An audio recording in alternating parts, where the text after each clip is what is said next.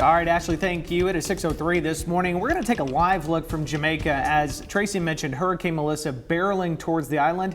You can even see some of those cameras right there. That storm already impacting our live shots.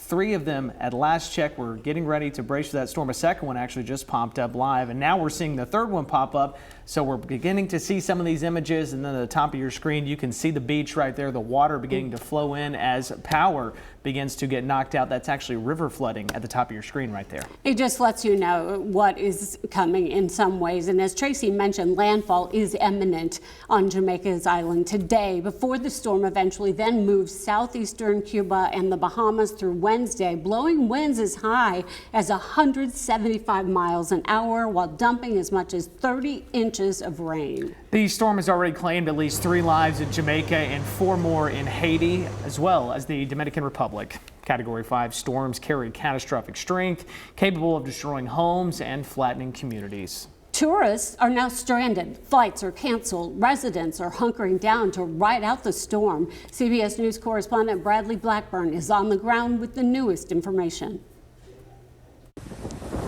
Millions in Jamaica are bracing for monster Hurricane Melissa, bringing the threat of forceful winds, catastrophic flooding, and deadly landslides. She's slow and she's wide, so all areas of the island are expected to feel some impact. Jamaica's Red Cross has set up shelters around the island. We have been disseminating drinking water, cleaning kits, hygiene kits.